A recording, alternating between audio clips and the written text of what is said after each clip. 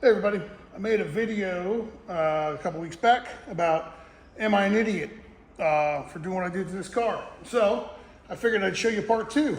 To answer the first question about am I an idiot, let me show you something. Yes, I am. I tore my bicep on Tuesday. Today's Friday. I had a surgery consult on Wednesday. I had surgery yesterday. So I'm a little loopy still from anesthesia and whatnot, but we're, back to work. Gotta get something done around here. So, anyway, let's go over what we got done here. Right now, this car looks like total crap. The finish on it is absolutely atrocious. And it is all, again, it's my fault, I'm stupid. Well, I'm not stupid, it's an evil necessity, okay? So, I had the whole car media blasted, but when it's media blasted, it's wrong. So if you touch it, the oils from your skin will cause it to rust, and this thing's about to get touched a lot. So it was recommended to me by my good buddy Jake Tinsley, who's doing all the powder coating, to drench this car in this stuff called OSFO. So this stuff right here, it's stops rust, prepared rust surfaces for painting. So this is a rust inhibitor. This car looked absolutely beautiful when it came back from Media Blast. I took some pictures of it beforehand, and it came out great. K-Tech Blasting in Piedmont, South Carolina did it, and they were fantastic to deal with. They did the car and the doors for a total of $500. So I didn't get a special deal. That's just what they charged. They did the car, the chassis that you see here, plus the inside and outside of the doors for $500. Took them about a week. The only downside to media blasting is that there's still a bunch of media stuck in places that I can't get out. So one of the places is right here in the rockers. There's media in there. The bottom of the floor of my trailer when I went to pick it up was clean, and then by the time I got home, there was mounds of media underneath the rockers and underneath of the frame rails right here.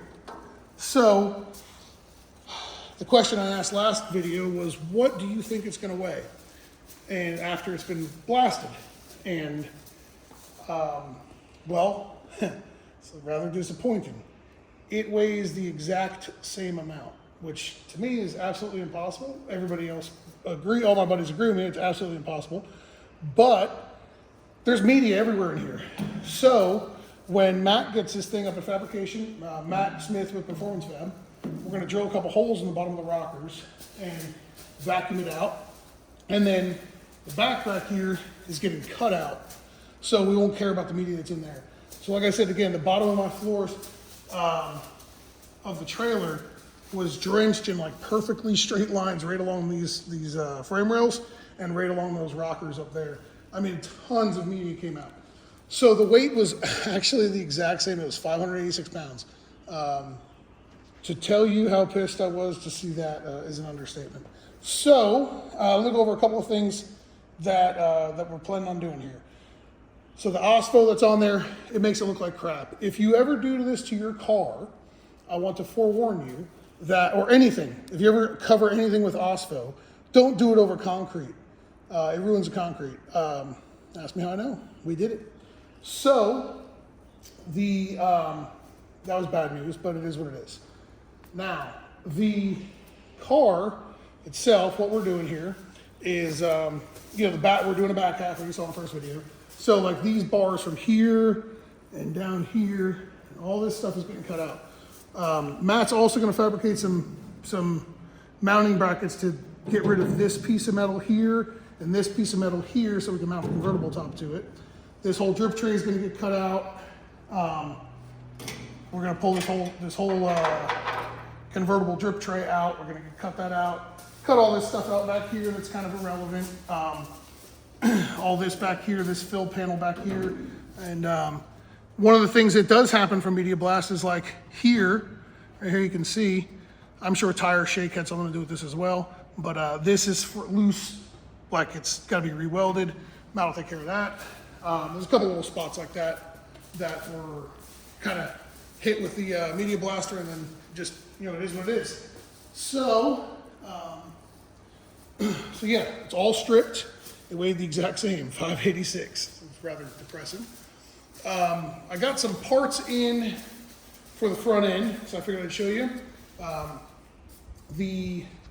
Some other stuff that's going to get cut off of this front end is this here was for my old limiter setup, this bracket here, real thick, heavy duty. This is going to get cut off, we're going to get rid of that. These caster camber plates are welded in, they're going to get cut out, and we're putting a set of the Racecraft Elite X caster camber plates in it, set up for a 15-degree spindle. The reason being is we're going to spindle mount struts in the front. They'll still be factory location. It'll still be considered stock style suspension, but we will be, we're going to be cutting, you know, some of the weight out of this thing. So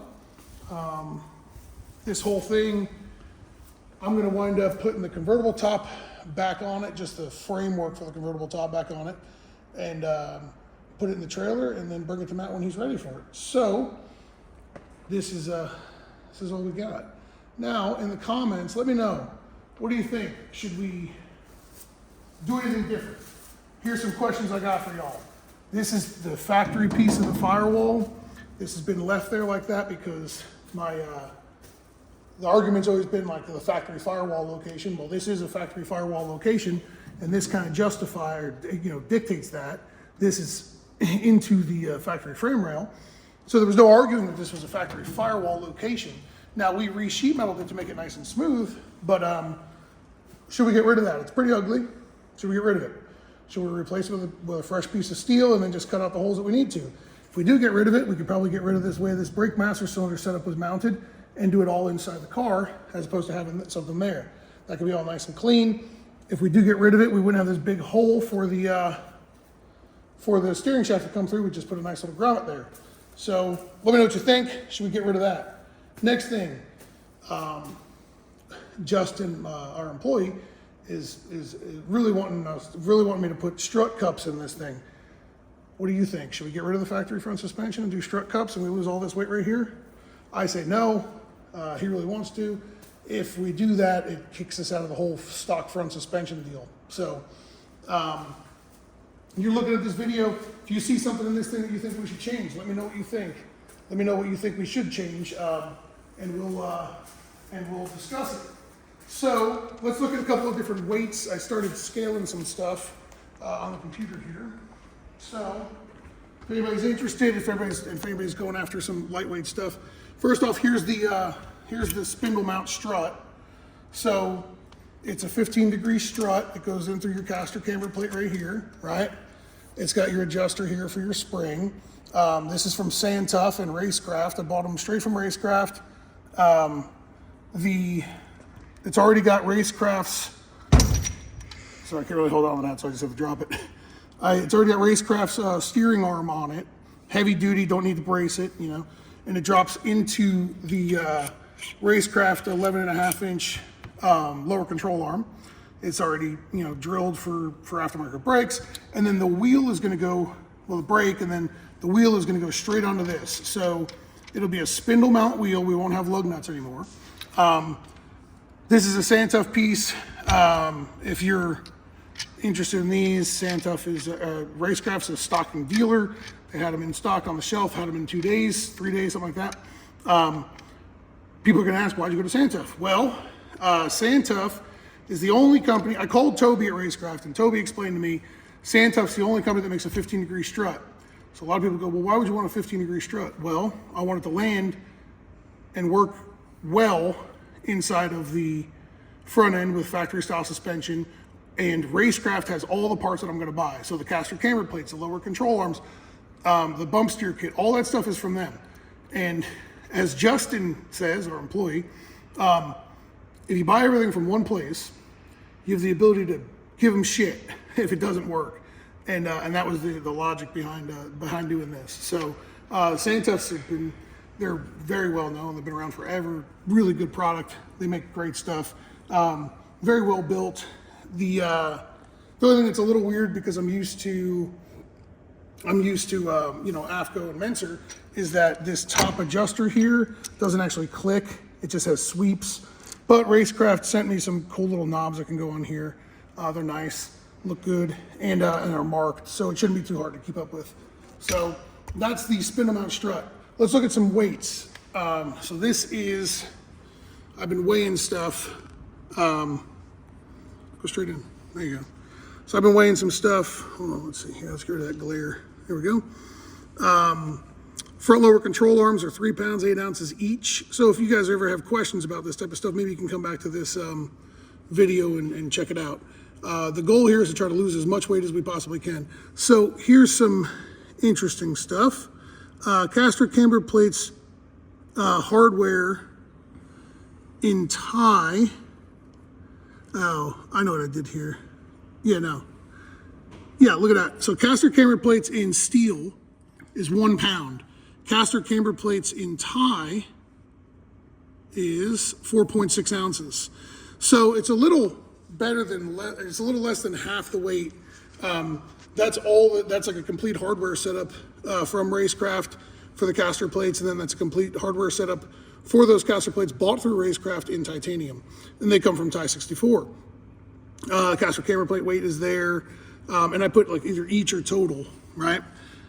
The spindle struts right here, like what I just showed you, they're 12 pounds, 12 pounds, 8 ounces each, 12 pounds, 6 ounces each. I forgot to notate what the weight was from a Racecraft spindle that this replaced, but I do recall it being right around 7 pounds. So we're losing 14 pounds just from the loss of the spindle. The Menser strut that was on here was 11 pounds, 5 ounces. I forgot to put that on that sheet, but it was 11 pounds, 5 ounces. So we're looking at losing a total of about 14 pounds just from going, 14 to 16, 18 pounds just from going to the spindle mount strut. So the goal here is to try to lose as much weight as we possibly can. We had to switch to a 7/16 bump steer kit because this hole on my old spindle was 5/8 and this one is 7/16.